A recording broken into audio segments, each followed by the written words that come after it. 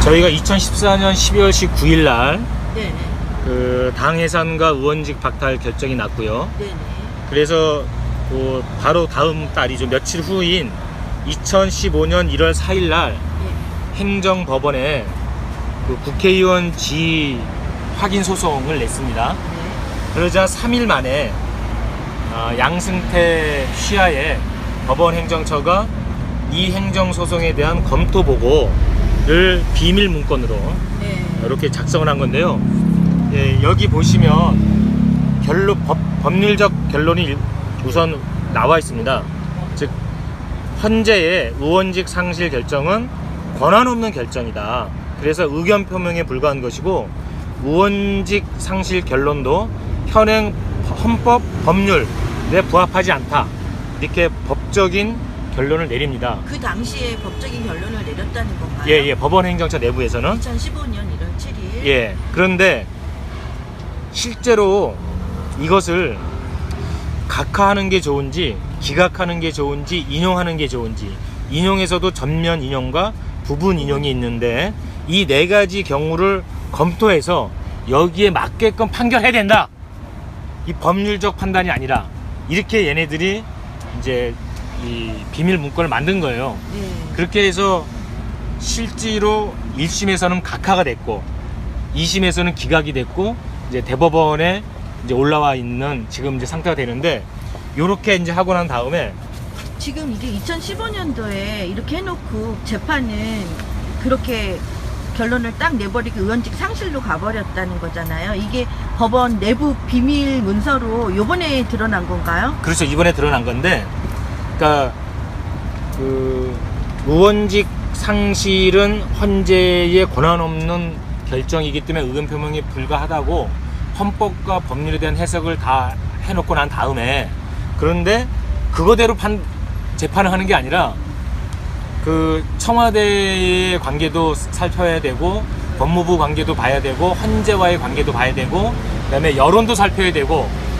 언론도 생각해야 된다 하면서 네 가지 경우수를 이제 따라서 네 가지 경우를 쭉 이렇게 유리한 거 불리한 걸 이렇게 적실한 거예요. 이렇게 여기 유불리라고.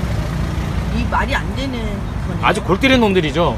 그래서 실제 1심에서는 각하가 됐고 2심에서는 기각이 돼서 현재는 그 대법원에 이제 와 있는 상태인데, 요거 그래서 이제 그 다음 흐름을 또 이렇게 보시면 여기 것처럼 그러는 거죠. 이게 이제 네 가지 경우를 어떻게 하느냐에 따라서 대법원과 헌재의 역학관계에서 자기들에게 더 유리해야 될 거 아니에요. 이런 것도 쭉 이제 살핀 거고, 긍정적인 측면으로 여기 이제 보면은 그 헌재가 결정항에서 끝나는 게 아니라 그거를 법원이 사법 심사를 할 수 있는 기회가 된다. 법원이 우월적 지위가 된다. 이게 긍정적이다는 거죠. 그다음에 헌재에 대한 압박 카드로서 활용할 수 있다. 그리고 민변 등 헌재의 비판적인 세력을 법원에 우군할 수도 있다. 이런 식으로 굉장히 정치적으로 국정원처럼 얘네들이 이게 이제 판단한 거고, 부정적인 측면에 대해서는 헌재의 결정을 사후에 인정해주는 모양새, 헌재 뒷공문을 따라가는 모양새는 법원에 좀 불리한 거 아니냐. 그리고 법무부와 관계에서 부담이 되고 여기 보수 언론 뭐 이런 얘기도 쭉 나오죠. 예. 이게 다 문건에서 이게 드러난 거예요. 예. 이게 지금 문건 그대로입니다. 네. 문건 원본입니다. 이게 그런 식으로 이제 그때 그렇게 검토를 했는데, 그래서 얘네들이 뭐라고 했냐면, 요거는 11월달 문건이거든요. 예, 11월달. 예, 11월달 문건인데, 이게 이제 제목이 상고법원의 성공적 입법 추진을 위한 청와대 효과적 협상 추진 전략이라고 하는 그런 문건이에요. 이것도 역시 대외비 비밀 문건인데, 아니 지금까지 자기들이 그 VIP 박근혜하고 청와대를 뒷받침하는 판결을 자기들이 해왔다 지금까지. 그게 이제 이석기 의원 사건, 원세훈 사건, 김기종 이 주한미대사 폭행 그 건. 그 다음에 이제 여기 뭐 키코 사건이라거나 KTX도 나오죠. 철도노조 나오고 전교조 시국선언 나오고, 이런 걸 전부 다 법률에 따라서 판단하는 게 아니라 박근혜와 청와대에 뒷받침하는 걔네들 입에 맞게 판결해왔다 이렇게 해놓고, 근데 상고법원 추진에 청와대가 지금 비협조로 좌절될 수가 있으니까 청와대를 압박해야 되겠다. 청와대를 압박하기 위해서 앞으로는 독립적이고 독자적으로 판결하겠다고 하는 거를 압박을 하겠다. 예. 이것까지 문건으로 만들어 놓은 이게 저 거예요? 정식 문건이에요. 걔네 문건 원본입니다. 이게 이거를 예, 그거의 구체적인 사례가 결국은 대법원이 중립적이지 않았으면 시인한 문건이다. 는 거고, 그렇게 이제 한 사례로 구체적으로 여기 이석기 의원 내란 음모 사건 원래 유죄가 아닌데 중형을 선고했다. 그러니까 법에 따라서 선고한 게 아니라 청와대의 박근혜에 맞춰서 했다는 얘기고요. 이게 별점자로 자기네 문건이네요. 예. 그리고 통합진보당 국회의원 지위 확인 소송도 아까 이제 처음에 봤던 것처럼 예. 원래 법률적으로는 헌재 결정이 잘못된 건데 그렇게 하지 않고 청와대 입맛에 맞게끔 1심에서 그 각하가 되거든요.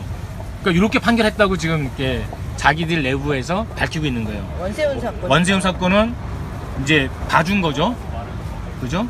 예. 파기환송한 예, 거. 공선법 위반에 대해서 그거 왜 유죄로 했냐, 그거 잘못이다 하고 원세훈은 봐주고 이석기와 통합진보당 국회의원들은 죄가 없는데도 유죄로 판결해놓고 김기정의 경우에 중형을 선고했다.